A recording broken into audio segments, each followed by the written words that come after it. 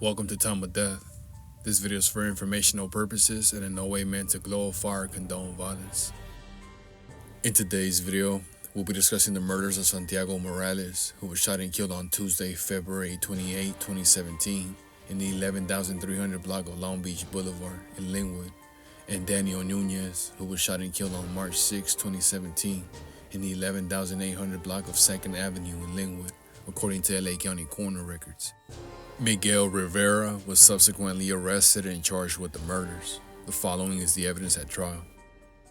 According to trial testimony as summarized below, defendant Rivera belonged to the Lynwood mob gang.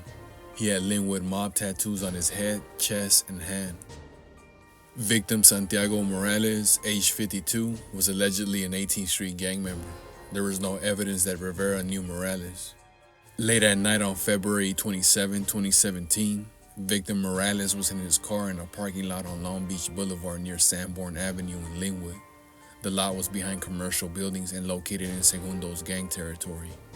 Morales had visors covering the front and rear windows of his car. Surveillance video from a nearby business depicted the shooting. Two men approached the car, looked inside, and walked away. Both men wore hoodies and their faces were not visible. The interior lights of the car flashed, and a man alleged to be defendant approached the driver's side. Both men then ran away. After receiving a call for service, a sheriff deputy responded to the parking lot around 8 a.m. the next day. The deputy found victim Morales fully reclined, covered by a blanket up to his mid-chest, and shattered glass inside the car. The car was running, no weapons were visible. A search of the victim's vehicle yielded a simulated firearm wrapped in a sock inside a bag that was wedged between the headrest of the driver's seat and the back seat. The victim may have been conscious for a few minutes after being shot. The bullet entered the victim's left arm, exited through the other side, and entered his chest. The bullet perforated his left lung, likely causing death within a few minutes. The victim had methamphetamine, amphetamine, PCP, and marijuana in his system at the time of his death. Defendant was acquainted with victim Nunes, who was an Evil Clan gang member. The Lynwood mob and Evil Clan were not adversaries. At the time of the shooting, Lizette was victim Nunes' girlfriend.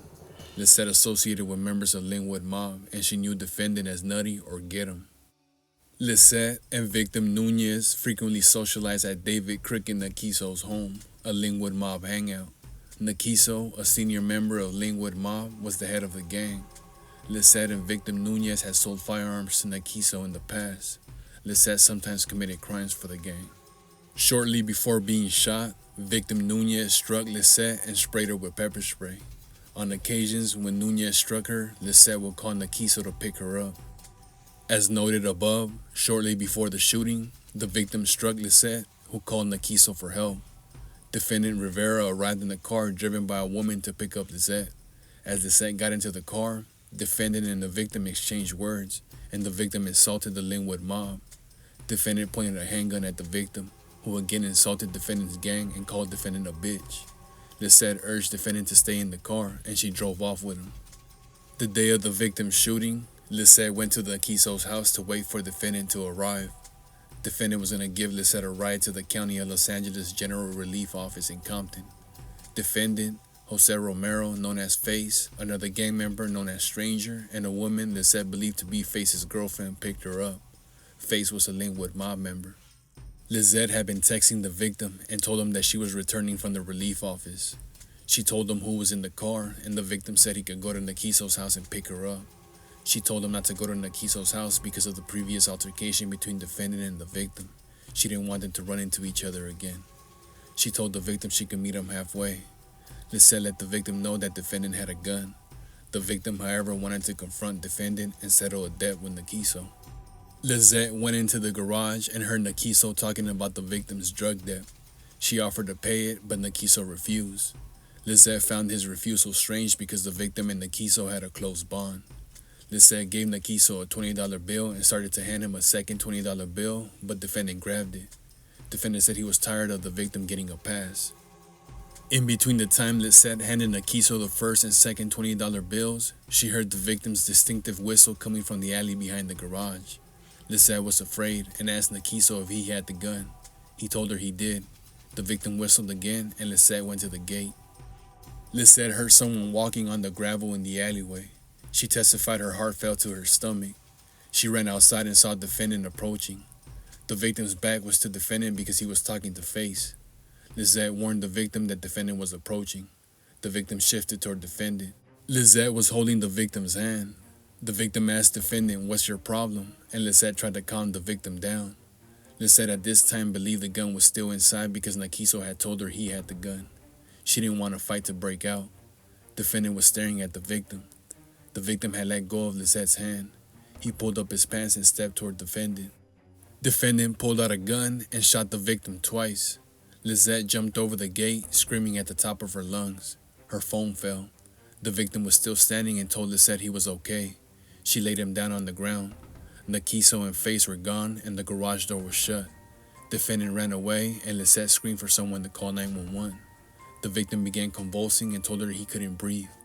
The fire department arrived, gave the victim CPR, and took him away in an ambulance. The victim sustained gunshot wounds to the upper right back and right side of his chest. One bullet entered his upper right back slightly to the midline, traveled sharply downward from right to left, perforated the right lung, diaphragm, and liver, and ended up near the spine. The second bullet perforated the right lung, diaphragm, and spleen, and exited on the left side of his chest. The victim had methamphetamine in his system at the time of his death. Later on March 7, 2017, Lisette spoke to two deputies at the sheriff's station and told them what had happened. Lisette was afraid of retaliation for talking to the authorities and was concerned for her personal safety. Nakiso tried to contact her after the shooting, but she didn't want to talk to anyone because she was scared. Defendant was arrested on April 25, 2017. Detectives informed defendant at an interview conducted that day that he was under arrest for the Morales and the Nunes shootings. Both murders had been committed with a 9mm handgun, and the sheriff's department's forensics were determining whether the shootings were committed with the same weapon. After defendant denied involvement in the shootings, detectives told him there was surveillance video of the Morales shootings and that he was in the video. On April 25, 2017, the sheriff's detectives conducted a Perkins operation. Defendant didn't admit his involvement in the shooting. During the second Perkins operation conducted the next day, defendant told his cellmate, an undercover informant, that he was being charged with 3 murders but didn't know what the third one was. According to defendant, the authorities had numerous descriptions of the suspect but none fit him. Defendant stated the second murder was in the alley behind the Big Homie's house. Defendant admitted he was on video for the first murder but his face was covered, and he believed detectives lied when they said they could see his face. A comparison of the bullets from both victims established they had been fired from the same weapon. 2 shell casings were found in the alley where Nunes was shot. No casings were found where Morales was shot.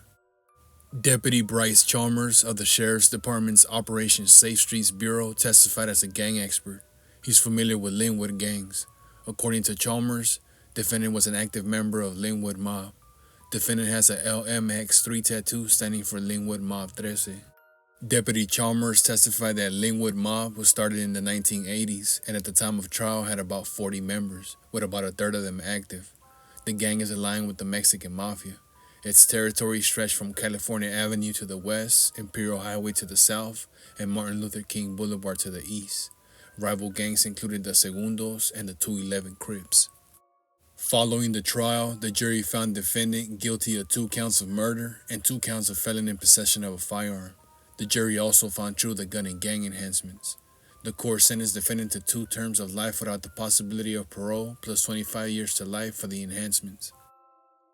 Santiago Morales was 52 years old at the time of death.